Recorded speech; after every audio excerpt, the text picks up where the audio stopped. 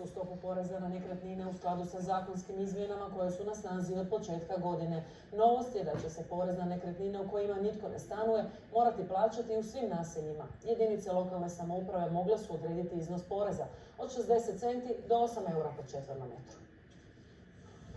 Umjesto poreza na kuće za odmor, porez na nekretnine primjena se širi na sve prazne kuće i stanove, upotrebljive i koji nisu dugoročno iznajmljeni. Od ukupno 556 gradova i općina, malo više od pola zadržava iznos koji su imali i do sada. Viši porez na nekretnine naplaćivat će 215 jedinica lokalne samouprave, a za nižu stopu odlučilo ih se 57. Ovaj porez do sad nisu naplaćivale 93 jedinice. Za najnižu stopu odlučio se i Osijek. U gradskoj blagajni ne očekuju velik prihod, ali dobili su mnogo nove papirologije. Pred nama jako velik i značajan posao usustavljivanja takve jedne baze podataka koje ćemo usustaviti zajedno sa Poreznom upravom, zapravo sa Ministarstvom financija, Porezna uprava Osijek. Pretpostavljamo da do kraja godine ćemo imati točan podatak o tome o kojem broju poreznih obveznika se ovdje radi. Ostala 3 najveća grada zadržavaju dosadašnji iznos poreza. U Splitu stopa je €1,99 po kvadratu, u Rijeci i Zagrebu 5 eura. No gradski čelnici pitaju se hoće li novi porez dati željene rezultate.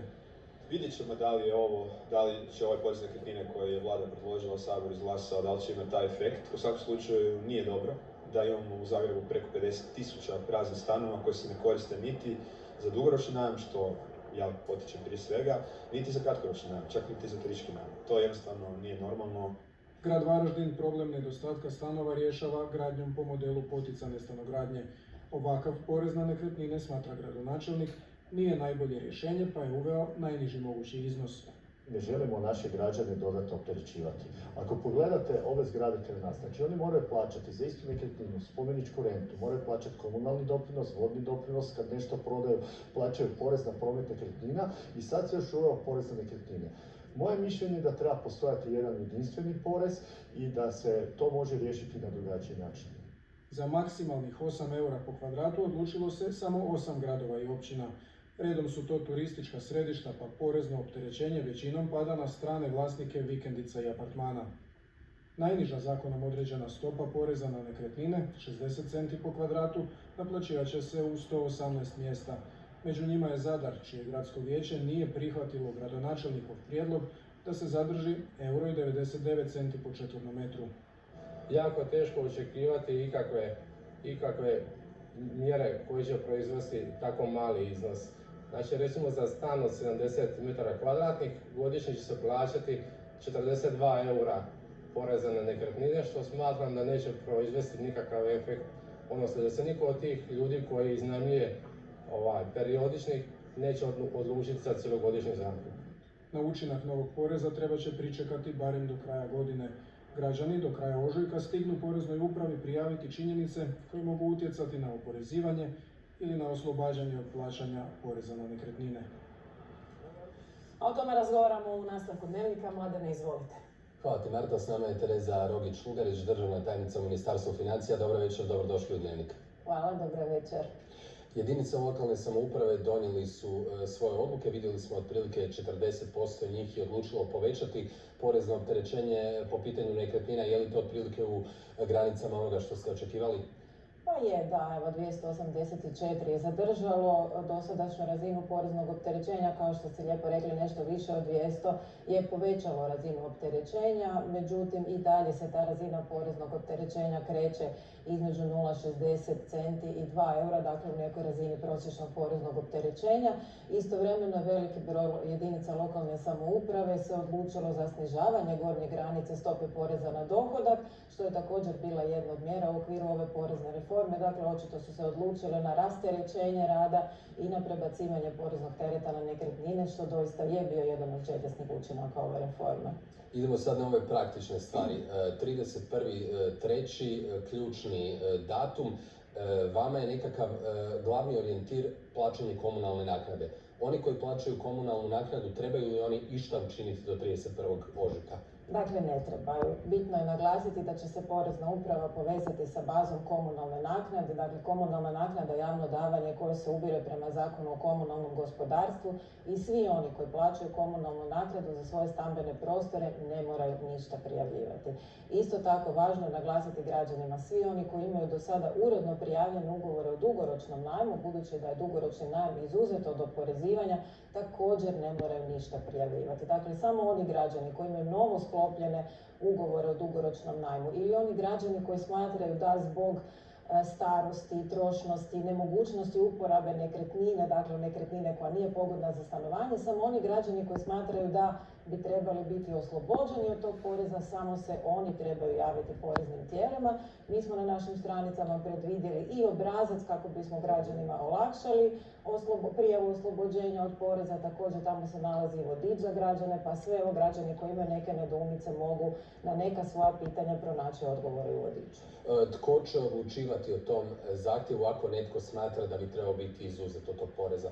Pa porezno tijelo, pri čemu trebamo naglasiti da su porezna tijela i porezna uprava i jedinice lokalne samouprave. Dakle, to je uvijek tako kad su posrijedi lokalni porezi, jer jedinice lokalne samouprave mogu prenijeti poslove utvrđivanja razreza poreza na poreznu upravu, a mogu to učiniti i same. Dakle, u svakom slučaju će za to biti nadležno ili porezna uprava, tamo gdje jedinice lokalne samouprave su prenijele, ili same jedinice lokalne samouprave. Moram reći, tu se stvarno radi o klasičnom postupku utvrđivanja činjenica za oporezivanje. Dakle, građani se doista ne trebaju ničeg bojati, jer sva dokazna sredstva, sve što inače imamo u poreznom postupku, svi pravni lijekovi, dakle sve će biti na raspolaganju. Će i ovdje tako funkcionirati. Što s nekretninama koji imaju više vlasnika?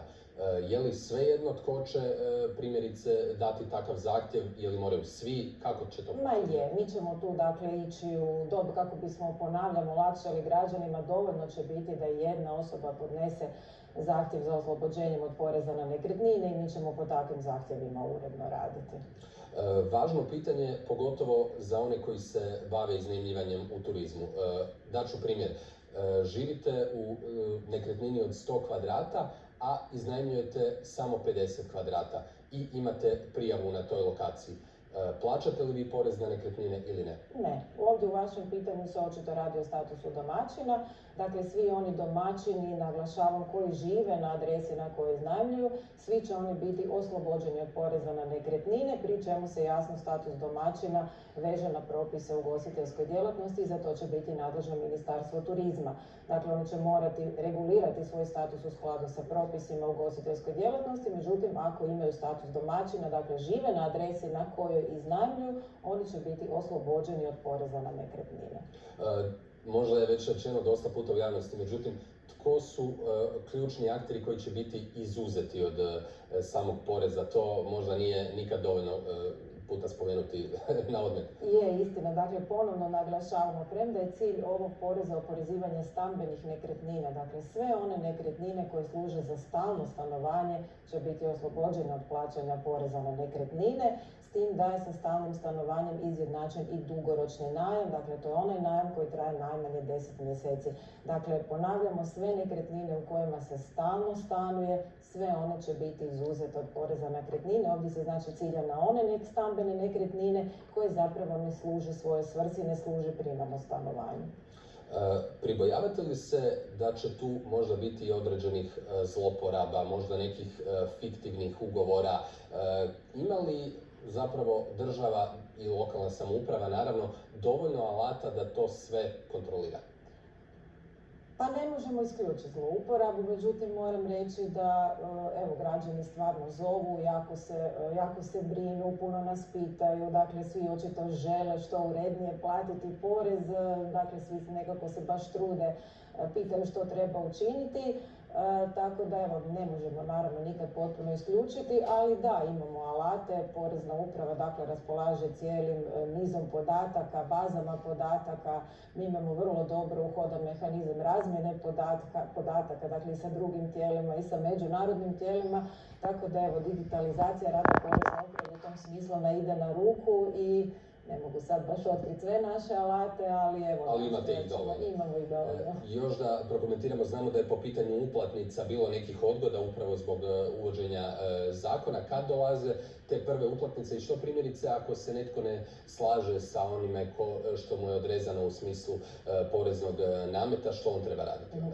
Prve, znači, uplatnice očekujemo u rujnu, upravo zbog ovog provođenja postupka, razmjene podataka, vezanje na baze komunalne naknade. Ako se netko ne slaže, na raspolaganju su mu pravni lijekovi, on će dakle dobiti rješenje, tu je znači žalba, može uložiti žalbu i iskoristiti sve pravne lijekove koje mu stoje na raspolaganju. Dakle, Žali se poreznoj upravi ili žali se tako jedinicama onom lokalne poreznom samouprave? tijelu, tako je, dakle žali se poreznom tijelu, drugostupanjskom ili poreznoj upravi ili jedinicama lokalne samouprave, odnosno županijskom tijelu. Evo, nadam se da smo odgovorili barem na neka od pitanja koja muče građane. Hvala vam puno na gostovanju. Hvala vama.